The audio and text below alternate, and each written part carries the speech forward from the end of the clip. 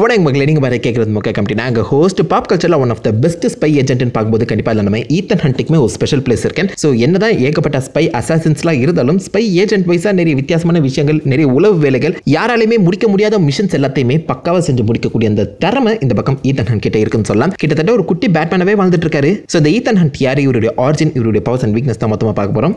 Video ஆரம்பிச்சிடலாம். Ethan Matthew hunt, இவருடைய அப்பா பேரு நேத்தன் ஹண்ட், செத்துட்டாங்க. இவருடைய அம்மா பேரு மேத்யூ ஈத்தன், அவங்களுமே இறந்துருப்பாங்க. ஸோ அவங்க அம்மா மார்கரெட் ஈத்தன் அல்லது ஈத்தன் உருவி, இந்த பக்கம் நேத்தன் ஹண்ட் அவங்க அப்பாவோட கடைசி பேரை ஒன்னா சேர்த்து ஈத்தன் ஹண்டா சின்ன வயசுலேருந்து இவர் ஒரு டெய்ரி ஃபார்ம்ல தான் பார்த்தீங்கன்னா வளர்ந்துட்டு இருக்காரு. அவங்க அப்பாக்குன்னு ஒரு தனி பண்ண இருக்கு போல. ஆகஸ்ட் 18, 1964 பிறந்த இவர் அப்பத்திலிருந்து கொஞ்சம் துருதுருவான ஆளு. மற்றபடி நிறைய வித்தியாசமான விஷயங்களை பார்த்தீங்கன்னா கற்றுக்கணும்னு நினைக்கிறவரு. இவருடைய சைல்ட்ஹுட் லைஃப் எப்படி இருந்துச்சுன்னு நமக்கு தெரியல. பட் இவர் வளர்ந்து பென்சில்வேனியா யூனிவர்சிட்டியில் டபுள் டிகிரி இன்ஜினியரிங்ல முடிச்சிருக்காராம். ஸோ நம்ம ஊர்ல இருக்க முக்காவாசி பேர் மாதிரி இந்த பக்கம் ஈத்தனுமே ஒரு இன்ஜினியர். இவர் 1960s பிறந்த அந்த காரணத்தினால ஆப்வியஸ்லி அந்த சமயத்தில் கிட்டத்தட்ட வார் இந்த உலகத்தையே சூழ்ந்து இருந்துச்சு. முக்காவாசி பேர் சோல்ஜரா தான் மாறிட்டு இருந்தாங்க. அந்த வகையில் நம்ம ஈத்தன் ஹண்ட்டும் 75th பெட்டாலியன்ல ஒரு சோல்ஜரா ஆர்மிக்குள்ள போய் சேர்றாரு. சோல்ஜரா இருந்து ரேஞ்சர் இன்டாக்ட்ரினேஷன் ப்ரோக்ராம் மூலமா ஒரு ரேஞ்சரா மாறாரு. பவர் ரேஞ்சர் கிடையாது, அது சோல்ஜரோட கொஞ்சம் மேல சொல்லலாம். அண்ட் அந்த சமயத்தில் டேவிட் பிரிக்ஸ்ங்கிற ஒரு கீழே தான் இவர் ஒர்க் பண்ணிட்டு இருந்த மாதிரி சொல்றாங்க. அண்ட் 5 வருஷ காலங்கள் ஆபரேஷன் டெசர்ட் ஸ்டார்ம்ங்கிற ஒரு ப்ரோக்ராம்ல பார்த்தீங்கன்னா இவர் இன்வால்வ் ஆகி மறைமுகமாக ஒர்க்கும் பண்ணியிருக்காரு.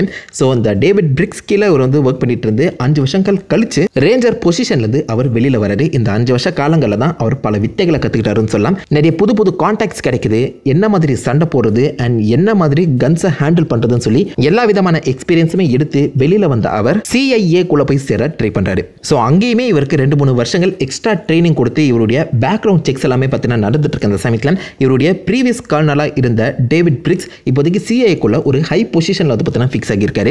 அண்ட் அவர் தான் இந்த பக்கம் ஈத்தன் ஹண்ட் பர்ஃபெக்டான ஒரு சாய்ஸாக இருப்பான் CIAக்கு. இவருடைய அந்த திறமையை நம்ம யூஸ் பண்ணிக்கலாம் சொல்லி இவருடைய சிபாரிசும் ஆப்வியஸ்லி நம்ம ஈத்தன் ஹண்டோட அந்த திறமையும் ஈத்தன் ஹண்ட்டை CIA-க்குள்ள கூட்டு வருது.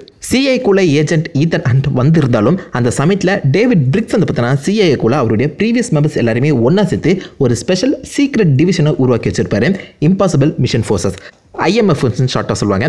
CIA தாண்டி இவங்க ஃபீல்ட் ஏஜென்ட்ஸாக நிறைய ஸ்பையாக வேறு வேறு நாடுகளுக்கு போய் அங்கே இருக்க டீட்டெயில்ஸை கலெக்ட் பண்ணி அண்ட் இந்த உலகத்தை காப்பாற்றக்கூடிய அந்த பல வித்தியாசமான விஷயங்களை யாருக்குமே தெரியாமல் காவர்ட் ஆப்ரேஷன் மாதிரி அமைதியாக ஸ்டெல்த்தாக பண்ணுவாங்க. ஆரம்பத்தில் பிரிக்ஸ் ஸ்குவாடுன்னு சொல்லி பேர் வைக்கப்பட்ட இந்த டீம் போக போக மிக பிரம்மாண்டமாக வளர்ந்து இப்போதைக்கு ஈத்தன் ஹண்ட்டையுமே இந்த டீமுக்குள்ள ஒன்றா சேர்க்கலாம் சொல்லி டேவிட் பிரிக்ஸ் பிளான் பண்ணி அவருக்கு சீக்ரெட்டான ட்ரைனிங்கை கொடுத்து இப்போதைக்கு IMF-ஓட ஒரு முக்கியமான ஃபீல்ட் ஏஜென்ட்டாக உள்ள கூட்டு வராங்க.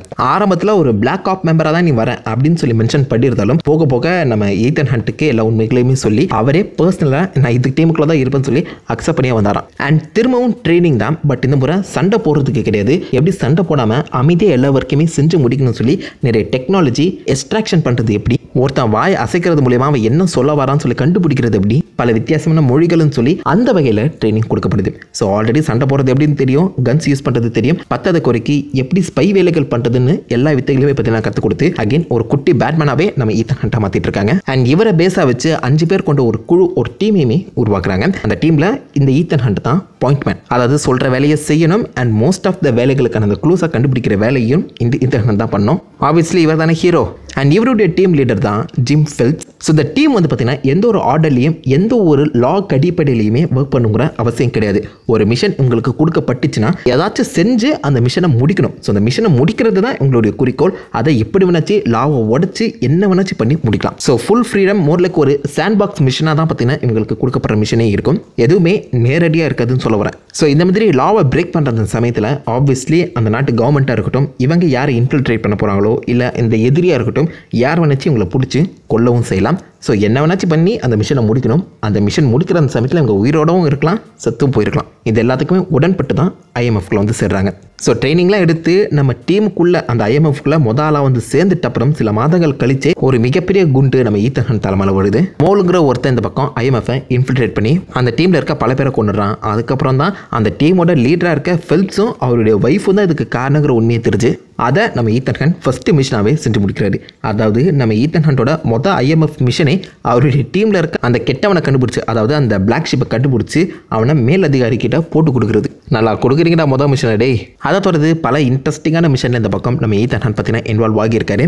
மிக முக்கியமாக மிஷன் இம்பாசிபிள் 3ல தான் அவருக்கு கல்யாணம் ஆகி ஒரு ஒய்ஃபே இருக்க விஷயம் நம்மளுக்கு தெரிய வரும். ஜூலியா மேட் ஏ ஹண்ட், நான் இந்த வேலை தான் செய்யறேன்னு சொல்லி அவர் யார்கிட்டயுமே மென்ஷன் பண்ணாமல் இந்த பக்கம் தன்னுடைய ஒய்ஃப் கூட சந்தோஷமாக வாழ்ந்துட்டு இருக்கும்போது தான் ஓவனுங்கிற ஒருத்தன் ரேபிட் ஃபுட்டுங்கிற ஒரு விஷயத்தை தேடிட்டு இருக்கதாகவும் IMF ஏஜென்ட்டாக இருக்க மஸ்கரேங்க ஒருத்தன் IMFக்கே துரோகம் பண்ணிட்டு இருக்காங்கிற உண்மையும் தெரிய வருது.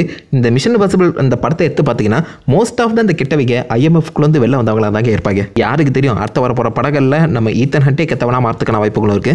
எப்படியோ அந்த ரேபிட் ஃபுட்டை காப்பாற்றுறது மட்டும் இல்லாமல் அவருடைய ஒய்ஃபையுமே பார்த்தீங்கன்னா கஷ்டப்பட்டு இந்த பக்கம் ஈத்தன் ஹண்ட் காப்பாற்றிருப்பாரு. இந்த ஃபைனல் செகண்ட்ஸில் ஆக்சுவலாக நம்ம ஈத்தன் ஹண்ட் ஒரு ஸ்பிளிட் செகண்ட் செத்துருப்பாரு. செத்து அதுக்கப்புறம் தான் உயிர் பழைக்கிற மாதிரி அந்த சிச்சுவேஷன் அமைச்சிருப்பாங்க. ஸோ லிட்டரலி நம்ம ஈத்தன் ஹண்ட் அவருடைய மிஷனுக்காக செத்தும் பழைக்கக்கூடிய ஒரு ஆளுன்னு சொல்லலாம். இவருக்கு அதில் பிரச்சனையே இல்லை. பட் இவருடைய ஒய்ஃப் ஜூலியாக்கு அப்பப்போ பிரச்சனை வந்துட்டு இருக்குன்னு சொல்லி இவளை சாவச்சிடலாம், ஐ மீன் லைக் செத்த மாதிரி மற்றவங்க காட்டிடலாம், நான் தனியாக தான் இருக்கேன் அப்படிங்கிற ஒரு சுச்சுவேஷனை பார்த்தீங்கன்னா இவரே ஃபேக் பண்ணி ஜூலியா செத்த மாதிரி ஒரு சிச்சுவேஷனை உருவாக்கிடுறாரு. ஸோ வெளி உலகத்துக்கு நம்ம ஈத்தன் ஹண்ட்டும் ஜூலியாவும் பிரிச்சுட்டாங்க. அதில் ஜூலியா செத்தமாக தான் தெரியும். பட் உண்மையிலேயே ஜூலியா இப்போதைக்கு ஈத்தன் ஹண்டால் பாதுகாக்கப்பட்டிருக்கா. அதுக்கப்புறம் பல இன்ட்ரெஸ்டிங்கான மிஷன்ஸ், பல பேர் கூட சண்டைன்னு சொல்லி ஏகப்பட்ட வித்தியாசமான அட்வென்ச்சர்ஸ் தான் நம்ம ஈத்தன் ஹண்ட் பார்த்துட்டு இருப்பாரு. ஸோ அகைன் முக்கால்வாசி பேர் IMFோட ரோக் ஏஜென்ட்ஸாக தான் இருப்பாங்க. அவ்வளோ ஒரு கட்டத்தில் நம்ம ஈத்தன் ஹண்ட்டையே ரோக் ஏஜென்ட் சொல்லி யாராவது போடுவாங்க, அதெல்லாம் செம ஃபன்னாக இருக்கும். பட் எப்படி பார்த்தாலும் எல்லா மிஷன்ஸுமே எவ்வளோ கஷ்டப்பட்டாவது நம்ம ஈத்தன் ஹண்ட் செஞ்சு முடிச்சிருவாரு. லிட்டரலி பல முறை இந்த உலகத்தை காப்பாற்றிருக்காரு, உலக போர் தடுத்திருக்காரு. ஸோ ஈத்தன் ஹண்டோட அந்த உலகம் சேஃபாக இருக்கிறதுக்கு காரணம் இந்த குட்டி பேட்மேன் அவருக்கு கொடுக்கப்பட்ட அந்த மிஷன்ஸை அக்கம்ப்ளிஷ் பண்ணுறது தான். மிஷன் அக்கம்ப்ளிஷ்னு சொல்லும்போது ஒரு சந்தோஷம் கிடைக்குமே, அதெல்லாம் சூப்பருங்க. இவருடைய பவர்ஸ் அண்ட் வீக்னஸ்ன்னு பார்க்கும்போது ஆப்வியஸ்லி ஒரு சாதாரண மனுஷன், மோர் லைக் பேட்மேன் மாதிரி. பேட்மேன் எப்படி இந்த ஃபிசிக்கலாக தான் உடம்பை ஃபிட்டாக வச்சிருக்காரோ அதே மாதிரி இவர் உடம்புமே ஃபிட்டாக வச்சிருக்கிறதுமே தாண்டி அதிவேகத்தில் ஓடக்கூடியவர். எனக்கு தெரிஞ்சு உசேன் போல்ட்டுக்கே டஃப் கொடுப்பாருன்னு நினைக்கிறேன். உசேன் போல்ட் ஆச்சு 100-200 மீட்டர் தாங்க ஒரு ஸ்பீடில் மெயின்டைன் பண்ணுவார். பட் இந்த மனுஷன் 1 கிலோமீட்டர் 2 கிலோமீட்டர்லாம் ஒரே ஸ்பீடில் மெயின்டைன் பண்ணியிருக்காருன்னா யோசிச்சு பாருங்க. ஸ்டாமினா லெவல் வேற மாதிரி, மோர் லைக் ஒரு peak human stamina level, peak human ஸ்ட்ரென்த்னு கூட சொல்லலாம். சூப்பர் சோல்ஜர் சீரம் இல்லாமலே இவருக்கு இதெல்லாம் கிடைச்சிருக்கு. பக்காவான இன்டெலெக்ட் அண்ட் சூப்பராக ஸ்ட்ராட்டஜி பண்ணக்கூடிய ஒரு ஆள். வில்லனை எப்படி எந்த இடத்துல மடக்கணும்னு சொல்லி எல்லாத்தையுமே பக்காவாக பண்ணுவார். எல்லா விதமான வெப்பன்ஸையுமே இவரால் ஈஸியாக ஹேண்டில் பண்ண முடியும்னு சொல்கிறாங்க. அண்ட் இவருக்கு 10லேருந்து 15 விதமான மார்ஷியல் ஆர்ட்ஸுமே தெரிஞ்சிருக்கான். ஸோ எதிரி எப்படி சண்டை போடுறானோ அதுக்கேற்ற மாதிரி தன் ஸ்டைலையுமே மாற்றி சண்டை போடக்கூடிய ஒரு ஆள். தான் உயிரை பற்றியும் கவலைப்படாமல் பல முறை மனிதர்களாலே பண்ண முடியாத மிஷன்ஸை பண்ணியிருக்காரு. எவ்வளோ ஜம்ப் பண்ணியிருக்காரு, தண்ணிக்கடியில் ஆல்மோஸ்ட் 7 minutes மூச்சை கிடைக்கிருக்காரு.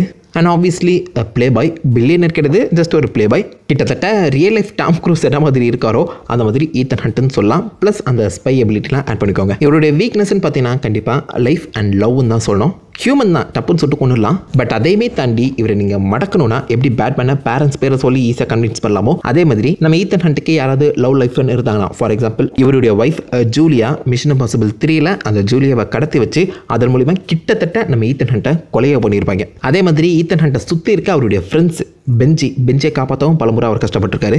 இந்த மாதிரி அவரை சுற்றி அவர் மேலே அஃபெக்ஷனட்டாக இருக்கவங்க மேலே நம்ம ஈத்தன் ஹண்ட்டும் கொஞ்சம் அதிகமான பாசம் வச்சிருக்கதாக செய்கிறாரு. ஸோ அந்த பாசத்தை வச்சு ஈத்தன் ஹண்ட்டை அசால்ட்டாக பிடிச்சிடலாம். பட் அதை தாண்டி மனுஷன் நெவர் கிவ் அப் ஆட்டிடியூட் தான். One of my favourite spy agent. கண்டிப்பாக நிறைய பேருக்கு இவரை பிடிக்கும்னு நினைக்கிறேன். ஸோ எத்தனை ஈத்தன் ஹண்ட் ஃபேன்ஸ் இருக்கீங்க சொல்லி மறக்காம அந்த லைக் பண்ணி தட்டி காமிங்கன்னா உங்களை சேனல் ஒரு ஆசமான வீடியோவில் மீட் பண்ணுறேன். Have fun guys.